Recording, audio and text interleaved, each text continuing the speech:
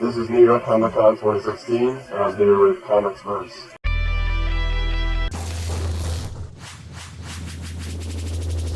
Hi, this is Travis for Comics Verse here at New York Comic Con 2016, talking with Brian Buccellato, part of the creative team for Cannibal. So, Brian, could you tell our readers and listeners who are not too familiar with Cannibal what the story is about?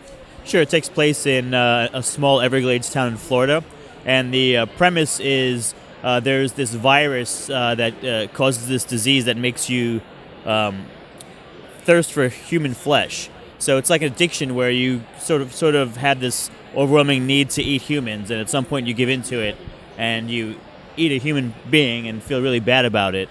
So it's really about a small community dealing with this this disease that's entering their little world, and what would you do if someone you loved had this disease? So it's sort of a take on zombies, but you're maintaining the intelligence, despite the disease. Yeah, I mean, it's definitely, they're not zombies because, with the exception of this one little addiction, they're regular people, and they have feelings, they have remorse. So it's definitely not the sort of mindless flesh eaters. Excellent. Now, how did the idea for Cannibal come about? Well, the co-creator, who's not here, Jennifer Young, it was her idea. She came up with it about 5 years ago. She is my editor on Sons of the Devil. And so when I was looking to do another Image book, she pitched me the idea, and I thought it was pretty cool. I hadn't heard this sort of take on that type of horror, so I was like, let's make a comic. Awesome. Now, I know you have a long history of illustration with comics, but I read in an interview that writing is your real passion. Now, how did you find yourself doing art if writing is always what you really wanted to do?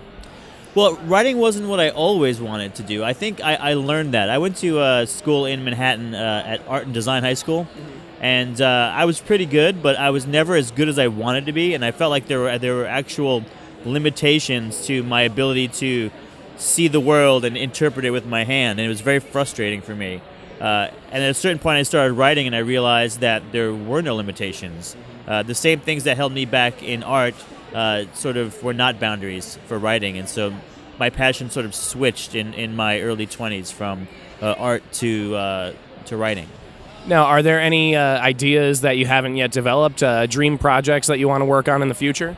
I mean, I've got a folder with like 1,000 ideas in it. I mean, they're all like, I love all my ideas because they're mine and they're personal, and they're usually grounded in something that's important to me. I've got a book called Lowlifes, which is being published by Glénat. It's in French. It's a comic that at some point I will have published when it's all finished. I'll put it out in English, and that's actually based off a screenplay that one day I hope to be able to direct. So, I got plenty of passion projects. Now, it's really cool that you've got the comic being released in French and then English. Let's talk a little bit about expanding your audience internationally like that. How do you go about making the translations, and what benefits are there to expanding into other languages? Well, I was very fortunate in that I met a fellow named Olivier who runs who comes to these conventions for Glénat looking for projects to publish in France, and a friend of mine named Kyle Higgins, who you may or may not know, who does like Cowl, and he's got a book called Hadrian's Wall. You should get it; it's really good. He introduced me to Olivier, and that's how I sort of approached him with the idea of Lowlifes. He's also doing the foreign language version of Cannibal as well. And one of the reasons why you can do that is you can sort of get upfront money to finance your book. It's almost like in movies where they get foreign licensing to sort of pay for their budget. It's similar to that, but on a much smaller scale. Well, I mean, it's a great idea to expand the audience exponentially. I mean, not everyone around the world speaks English, so to gain that extra bit of audience is a fantastic idea. Yeah, and I think what you do is you just partner up with the people who know how to do it. Like, I don't know the first thing about foreign languages. Like, I don't speak anything but English. Sorry, but. If you find people who are already doing that and have had success and they're willing to partner up with you, then why not do it?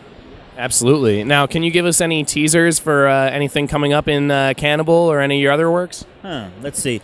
In Cannibal, there's going to be a new character introduced in the second issue, and it's tough because there are some twists and turns, and I don't really want to give them away. Sure. But you meet Danny in issue 1, and his sister comes looking for him, so she becomes a big part of the story. I know there were some people who felt that there weren't enough female characters in the first issue. His sister is going to be a big part of the story, so don't worry. Excellent, excellent. Well, thank you very much for taking the time to speak with us today. Before we go, is there anything else that you'd like to say to our audience? It's so hard to say goodbye to yesterday. That's deep. Well, thank you very much again. Once again, I'm Travis for Comicsverse here at New York Comic Con 2016, speaking with Brian Buccellato. And make sure that you check us out on Facebook, Google, Tumblr, Twitter, YouTube, and make sure that you pick up Cannibal and follow everything Brian Buccellato is working on. You certainly won't be disappointed. Thanks again. This is Comicsverse, and I'm Travis.